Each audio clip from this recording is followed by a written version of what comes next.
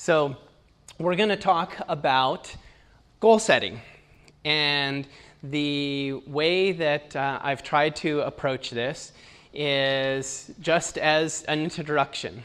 You know, we could do a whole series of seminars on goal setting and how to write goals and how to track goals and how to make effective use of them. But I'm going to give you an overview, and I like to call this mapping your growth plan because we're going to start really big and we're going to boil it down to day-to-day activities that you can work on to line up the events that will lead to the accomplishment of goals.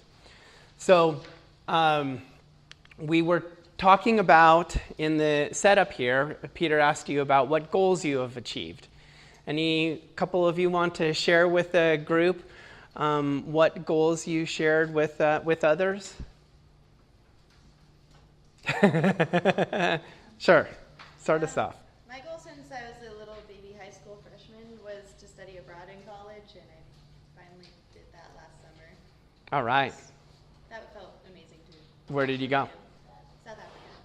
Pardon me? South Africa. South Africa. Wonderful. Great. And that felt, amazing. You learned a lot and achieved something you'd been looking forward to for a while. Great. Who else? Want to start? San Diego State University. Yes. It was a big accomplishment just making it here because I knew that was going to be a big start. Yes. Wonderful. That's an incredible goal, and congratulations. And how does that make you feel? Really accomplished. Real accomplishment, huh? Yes. Yep. Others? How about over here? Ladies? Want to share something? No? Okay. Jump in. Don't hesitate. Others? No? Okay, great. What's your name? McKenna. Great. I wanted to climb Saddleback Mountain twice in a week, and I did it. There you go. Little goals become bigger goals, and everything matters. So, great. So, let's talk about why we should set goals. Because I think as maybe this exercise would point out, it is important to think about, but sometimes in the heat of all of the daily activities that we're confronted with in school, in our jobs, it's very easy to just be caught up in the routine. So let's think about why we think we should set goals. There's certainly no doubt, I think we would probably all agree that those who set goals, or when we are individually setting goals, that we accomplish significantly more than when we are not, or than others who are not goal-focused. What I find in my experience is that goals also are uniquely able to define what's important to you. You know, in my life, I've been influenced by a lot of wonderful people who had a lot of wonderful expectations of me, whether it is my parents, my siblings, those who I have worked for, investors that I've had in my businesses. It's a lot to have a lot of other people having expectations of you, right? But when you set up a goal for yourself, you're setting up something and that you're saying, hey, this is important to me. And I know everyone else has all these expectations of me, but if you set up a goal and you define what that is and you work towards that, you're doing something that is helping to define and establish who you are. And that's very important. It keeps you focused on the outcomes you want in your life. Goals encourage and motivate you along the way if mapped out carefully. And by this, what we're starting to talk about is the emotional power that goal setting has. If you are focused on coming to San Diego State, studying abroad, you know that you have to make certain choices along the way to get there, right? And you know that the outcome is something that you are passionate about. You want to get to that end result. Well, that passion that you have for that end result is what is going to motivate you to make those more difficult decisions day in, day out, week in, week out, to get to where you want to go. And so I think that talking about goals and saying that they are encouraging and motivating, they provide that sense of accomplishment, and the power that they have in the emotions that they stir up in us, that drive us, is a very important factor in why we should actually set the goals, not just say, oh, someday I want to go to San Diego State, someday I want to study abroad, but you actually set the goal of doing it and you achieved it. So how do we get started? So, in college, in my experience, you're kind of trying a whole bunch of different things, right? You're trying to figure out who you are, what your focus is, what your priorities are, what program you're going to be on. I like to say, let's look at those things that motivate us, our values. Making a list of your values and what's important to you will start to help you set and prioritize goals, whether it's family, career, what type of career, what type of impact is that career going to have on your family. Balancing these things out and looking at those things that are of the highest value to you is important when you're considering your goals. List what you're passionate about. Passion, obviously, is an important motivating force. Think about those things that you are most passionate about. Doesn't necessarily mean at that moment that you have to be good at it or that you have to be experienced at it, but if you have an interest in something, if you had a friend or a relative or someone you know who had a career or a family life or something that was of interest to you that you got excited about, that's something that you should look into more. Set a goal of learning more about that. List the things that you're good at. Certainly, there are plenty of people who are passionate about something, but I've unfortunately seen plenty of people who have a passion for something and unfortunately are not that good to be successful at it. And one of the things that's important is to realize that differentiation so that you can maybe shift your passion over to something else that you are good at or something that you can be good at. So think about the things that you're good at. For me in college, one of the things that led me into being in business for myself was that I just had this natural inclination to be an organizer. When there was something going on, something that needed to be done, or a project that needed to be taken on, I just happened to be there. I was like the cruise director. You'd get in, you'd get all your friends together, you'd set up a plan, and you'd go and get it done, and terrific. So think about those things that you're good at, those characteristics. Are you more creative? Are you more geared toward the sciences, to serving your community, to serving your family? Think about what you might be the best at. It is certainly by no means a requirement of goal setting that you strive to be the absolute best at something, but it's something to consider, because if you think that I have such a passion for this and I have this unique ability to do kind of well here, it is a very motivating and goal-driven focus to say, if I really committed myself to this, to advancing in this, I could really be the best at this. And that is something that could give me a lot of reward. Here in college, I really like to think about exploring the unknown. When I was in school, I really took advantage of a lot of different programs. I got involved in some student government stuff, the Duke University Union that organized concerts and speakers and television and radio.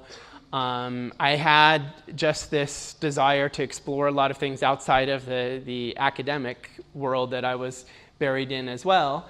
And that is so unique. Take advantage of that now while you're in school, because when you come out, your options start to become more limited. And this is a wonderful time and place in your lives to explore the unknown. So try something new. And visualize achievements that excite you. So think about these things and use them as a kind of background chart to start to think about goal setting. What I want to use to approach talking about goal setting is what I call a personal growth plan. And this plan is going to take us through 5 steps. As I said before, we're going to start from the biggest type of goal setting and boil down to the day-to-day tasks of it. The first step that I like to propose for goal setting is to visualize a Behague. Has anyone heard of a Behague? I know we had a couple of people earlier hear of it. Anyone heard of a Behague before? All right. A Behague, this concept, Behague stands for Big, Hairy, Audacious Goal. And Behague, as a concept, was introduced in the mid-90s, so it was 20 years ago, by Jim Collins and Jerry Boris. These were authors who wrote a landmark book called Built to Last. And it was about organizational behavior. And a big, hairy, audacious goal, or BHAG, is an audacious 10 to 30-year goal for an envisioned future. So it's something that, as Peter said earlier, it's something that you almost laugh at. When you hear someone say, well, I'm going to win a gold medal at the 2016 Olympic Games. Or it could be something in your family life. It could be something in your professional life. But it is a long-term, 10 to 30-year goal for a big vision. A BHAG, though, has to be clear and compelling. It has to serve as a focal point for effort. So it's something that you can be very excited about achieving. And this is one of these big goals, is something that has to have a clear finish line. When you achieve this goal, like winning an Olympic gold medal, you know that you have gotten there. If your goal is to raise 3 kids and to put them all through college, you know when you have gotten there.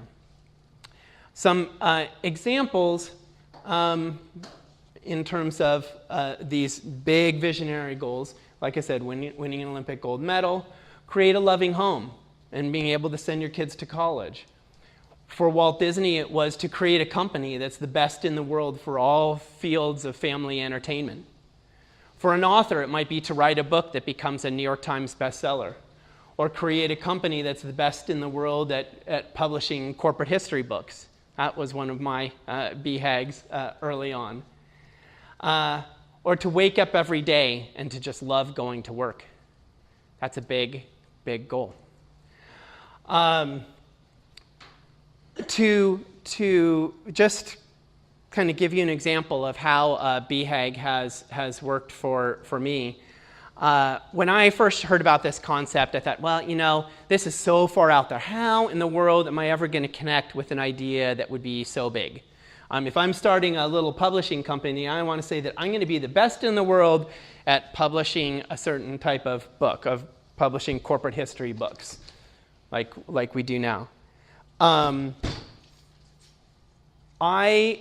What this type of goal did is it said, I can break that goal down into a 10-year plan, a 5-year plan, a 1-year plan, and I can figure out the steps I need to get there.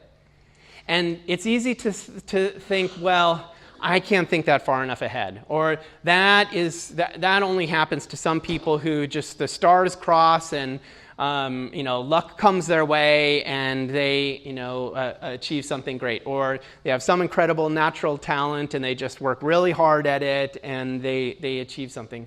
But it's not. You can set these types of goals and you can outline plans to get there. And I think that it's very important to set these types of visions. 2 quick notes. One, I did have a BHAG when I first started my publishing company, where I wanted to be the best in the world at publishing corporate history books. When I set that goal, I realized I wanted to be in publishing because I loved both the creative side of the business and the selling side of the business. But I really didn't know much of anything about publishing. I had come from the world of marketing. And the first thing that I did was I looked up, I went to a Barnes & Noble store and I opened up a big popular book at the time, and I looked in the back of that book to find out who published it. And I looked up the vice president of sales that was listed there, and I called her up.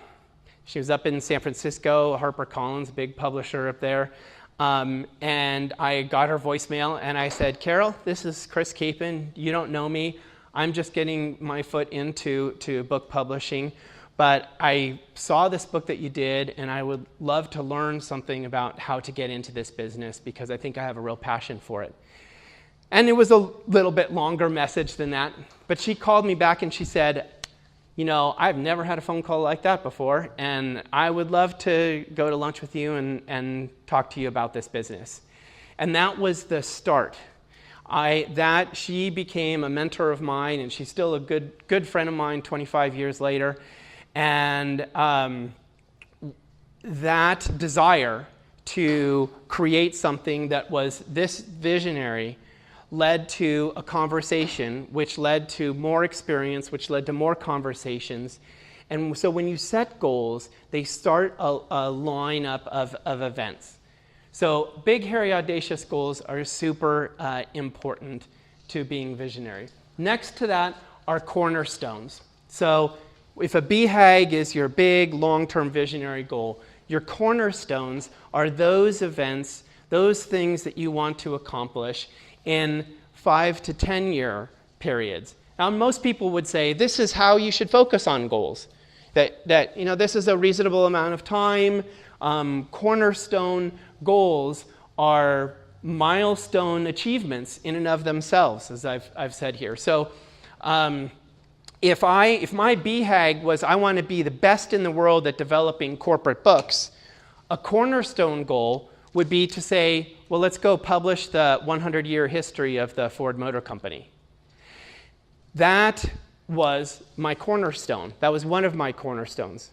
And the reason why one book was a cornerstone of a much bigger goal was because I was thinking, you know, if I could just achieve this big goal of being able to create and publish a book for the Ford Motor Company, my goodness, I could go to any company in the world now and say, well, I did this book for Ford, and you know, shouldn't you listen to? And you've never heard of us before. We're this little company in San Diego, but wouldn't you want to listen to what we, you know, have to offer you?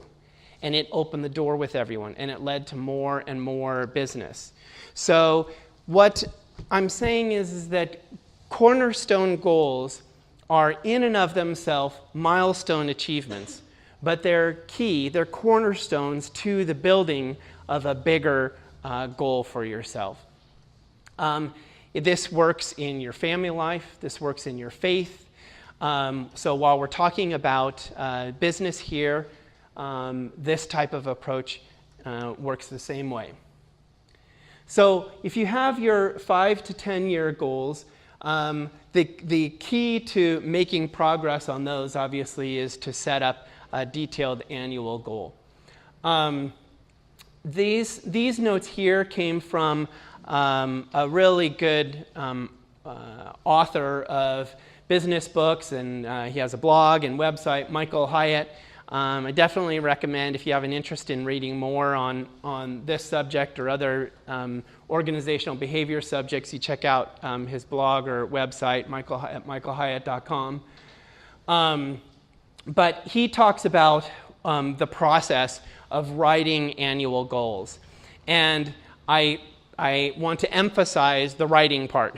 Writing down goals is so important because you want to be able to look back regularly at what you've set up as goals for yourself so that you can adjust your trajectory on a daily or weekly basis to see how you're doing. I won't go into a lot of the details here. Again, these are all spelled out well on Michael's website, but his concept of making written goals smart specific, measurable, actionable, realistic, and time-bound. I think those concepts are pretty clear. They certainly are spelled out in more detail on his website, but is an essential part of the way you should write your goals. Keep them simple, keep them clear, keep them measurable. And then Michael talks about reviewing them frequently. I like to add to that review and revise them frequently, because I found in my learning and experience through the years that you need to adjust your goals every once in a while. And you don't want to keep looking at your goals and keep thinking, oh my gosh, I'm not going to get there. I'm not going to get there. But if you're going to get 50% of the way to your goals and you're doing a good job at tracking at that, don't keep looking at your goals and figuring out, okay, well, that's just not realistic anymore. I want to, if I know I can get to 50, push it to 75. Push yourself a little bit more than where you're tracking. But reviewing them to have them bring you down all the time is not going to be an effective process. And share them selectively.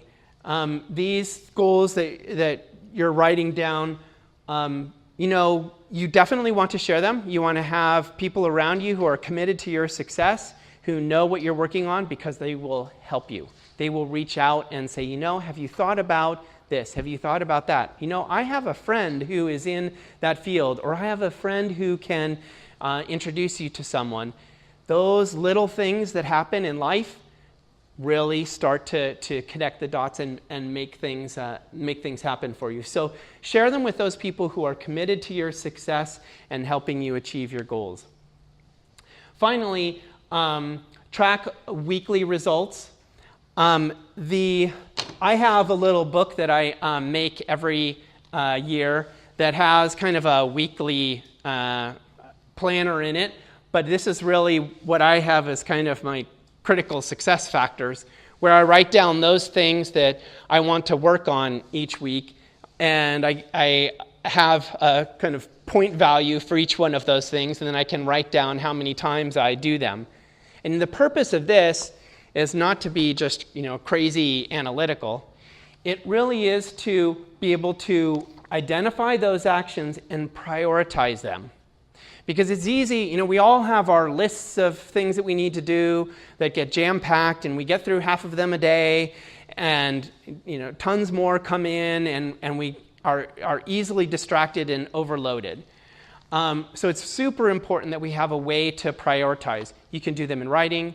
There are electronic products, apps that are very helpful in doing this.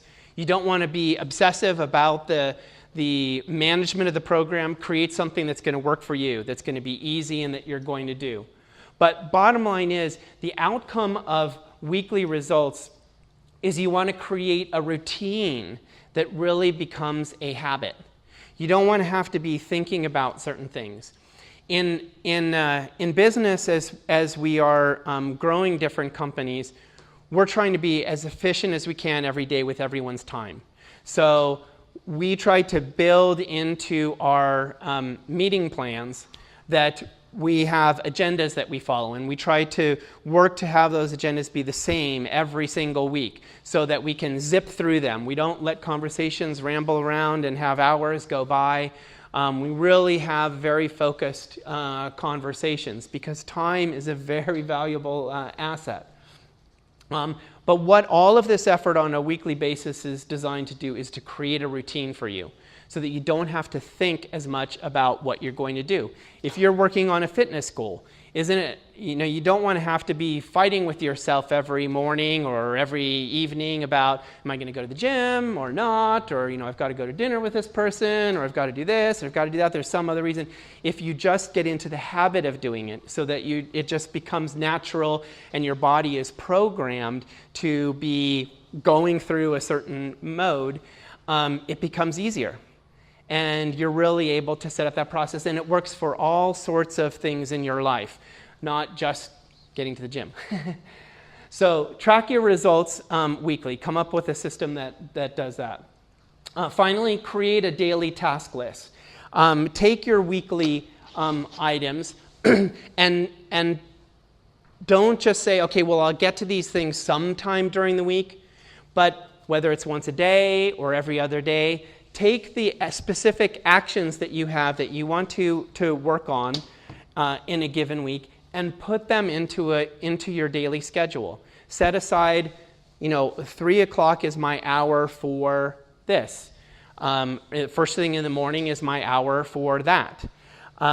Get some of those things on your schedule so that they become a part of your routine, and again, so that you don't have to think about them. There will always be plenty of things on a task list, on a to-do list, but getting things scheduled without creating a schedule monster is an important part of staying on track. So, step 1, big picture, visualize a BHAG. 2, set Cornerstone. Cornerstones are in and of themselves milestone achievements. Write your annual goals to be achieving those things, track them weekly, and create a daily task list. Couple of tips for executing this plan. 1, highly recommend that you create a personal dashboard. This would be your place where your kind of goal setting takes place. Now, again, this is something that's also very personal.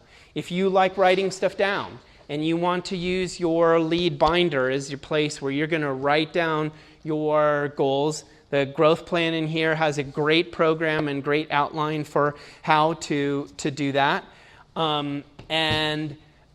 Whatever you write down, keep it in a binder. Keep it in a document. I happen to keep my growth plan on in my Dropbox account, so I can easily access it anywhere I am. I can be looking at it and updating it. I happen to do my weekly tracking report in this format because I keep it right by my phone, and a lot of these things have to do with activities on phone, so I can be doing this while I'm on the phone talking. But create that place that you go, that you are watching your goals and tracking your results.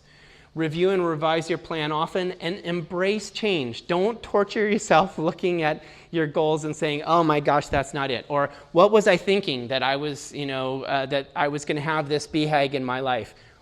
Wipe this thing off and say, "Okay, I have a new one."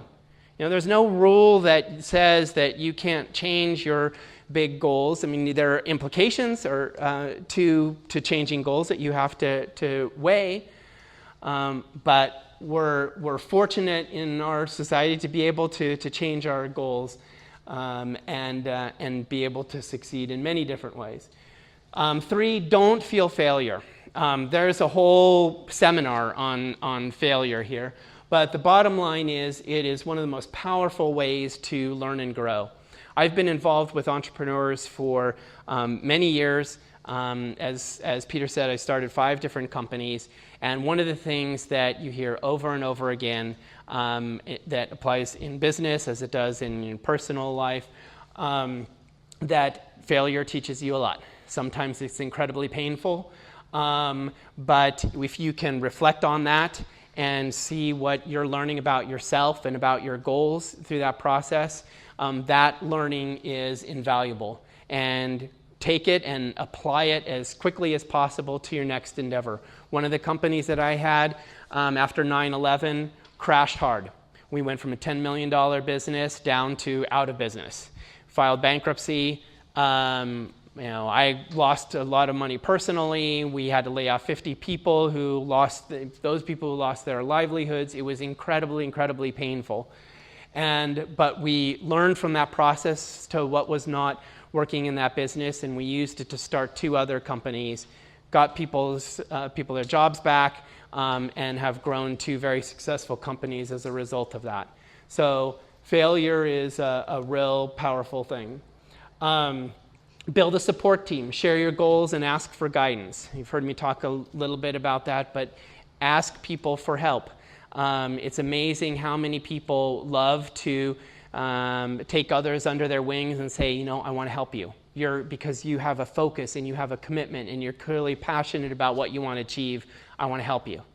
Ask for the help and lean on those who are willing to help. And finally, Express gratitude frequently and uniquely.